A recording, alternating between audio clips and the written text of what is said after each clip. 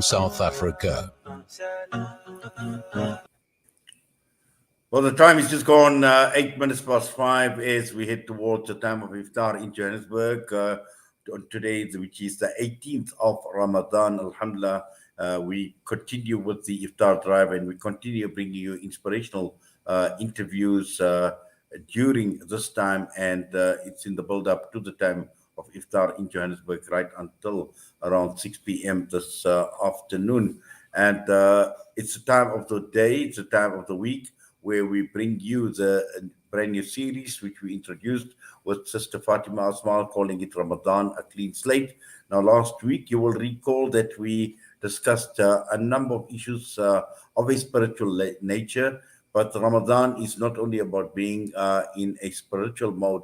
There's a lot more to the month of Ramadan, and particularly looking at us as a ummah, looking at us as families, and looking at us on a social and a socio-economic level as well. So these are some of the issues that we will be talking around this week. So without much ado, we're going across to be joined by Sister Fatima Asmal, Director with ILM-SA, and always a pleasure having her with us. Sister Fatima, Assalamu alaikum wa rahmatullahi wa barakatuh, and welcome.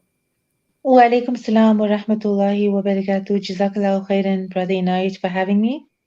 And I hope Yes, that you enjoy your weekend. yes, Alhamdulillah, it's been wonderful, but looking ahead at a wonderful week in your company once again, Sister Fatima. Now, last week we started off and taking a look at Ramadan, looking at the spiritual aspects of Ramadan. We spoke about the Quran, we spoke about recitation, we spoke about charity, and there was just a fair amount that we had unpacked.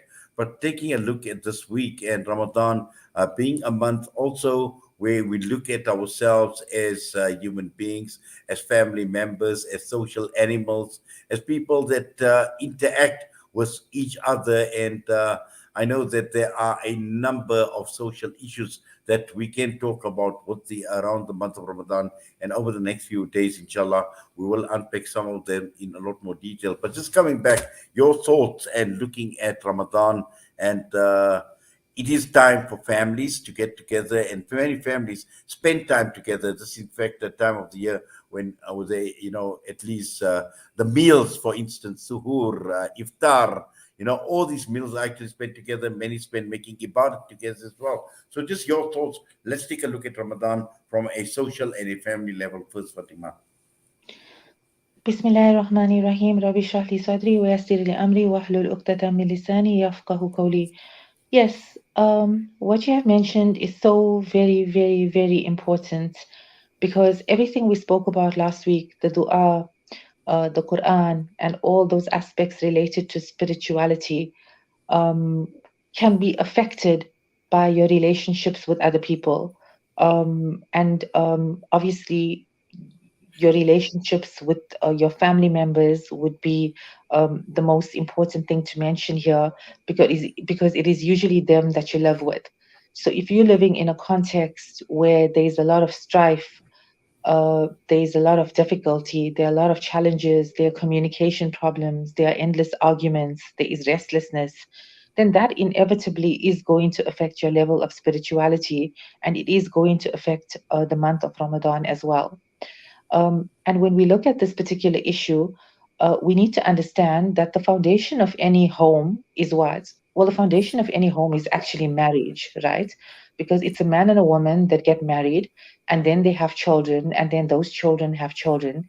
So usually in your typical setup, you're going to have the mother and the father, and then you're going to have the children, and you may also have the mother-in-law, the father-in-law, or both mothers-in-law, both fathers-in-law, grandchildren, etc. But the very foundation of every home is actually the marriage.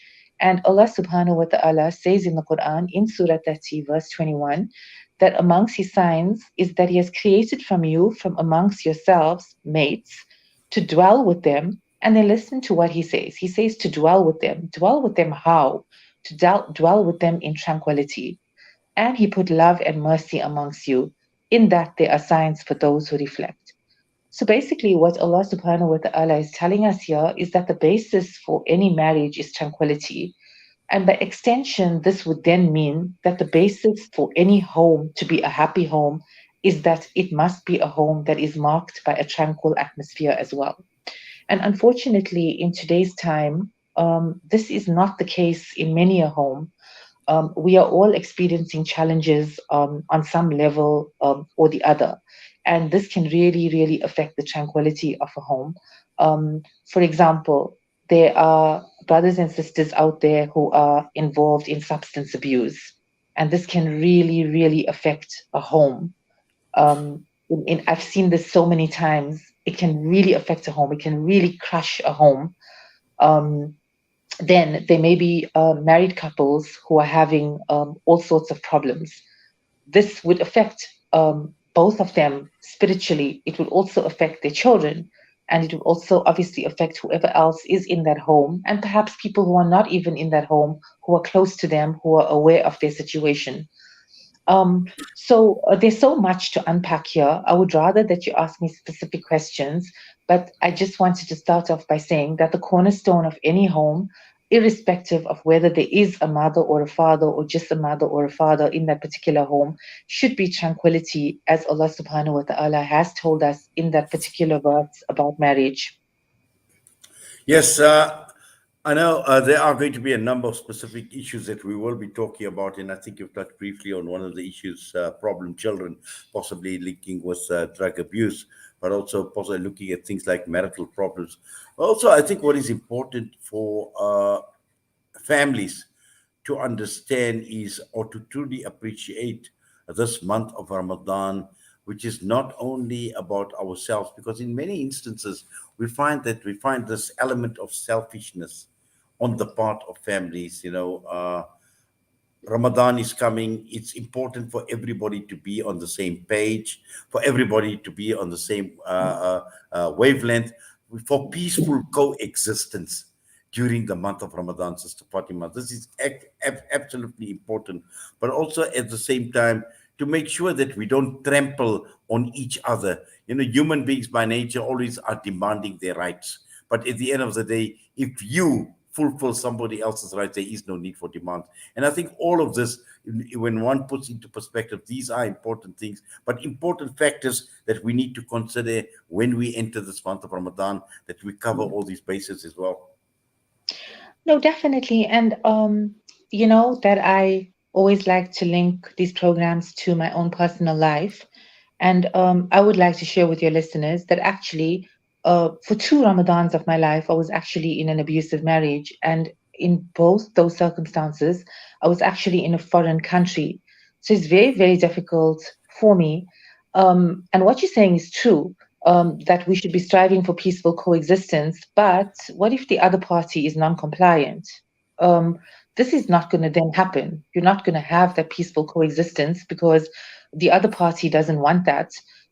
You want that. You recognize the value of Ramadan. You want to inculcate the spirit of peace and tranquility in the home, at least for that particular month, at least out of respect for that month, at least so that you can gain maximum benefit from that month. But if the other party is not compliant, what do you do? And okay, this was my situation, but I'm sure that there are many other men and women who are in that situation as well, where they want to respect this month, they want to gain the most out of this month, but the other parties in their lives, within their home structures, are not complying. And then what do? We spoke about the substance abuser, the son or the daughter, or even the husband or the wife. Um, they're not willing to comply. What do the parents then do? So to me, it's something very, very tricky, but it's something that you're going to have to find a way of doing where it's not going to be communal for you. You're almost going to have to isolate yourself and find your alone time with Allah, in which you ask of Him and you worship Him, and you maximize the benefits from this home.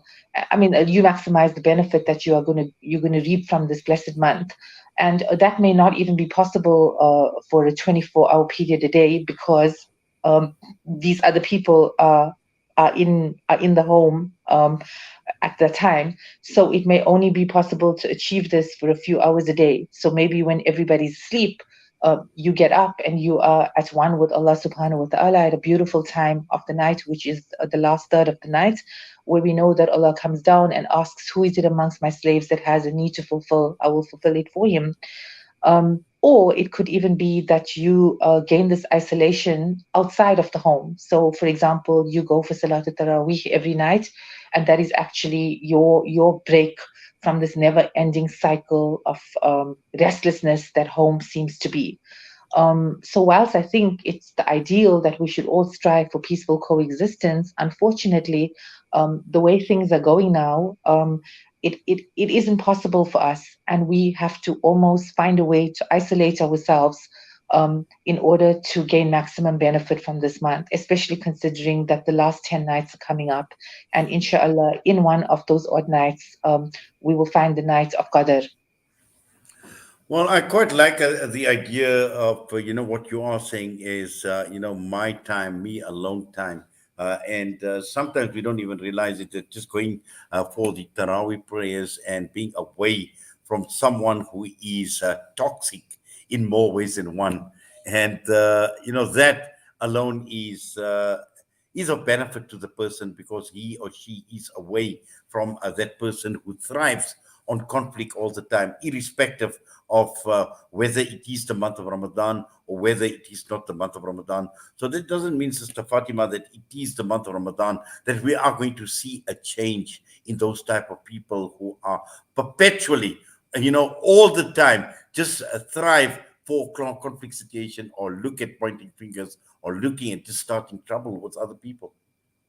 Yes, and on that point, I want to say that we should actually use this month of Ramadan where we are brokenhearted. I was saying to somebody yesterday, one of my teachers, and I can't remember who he was, could have been Sheikh Muhammad al Sharif, I'm not sure, rahimahullah, had said that a broken heart is more open, is a broken heart has a greater absorption area for the love of Allah subhanahu wa ta'ala, as opposed to a glass that is a heart that is intact. He said it's similar to a broken glass, a broken heart.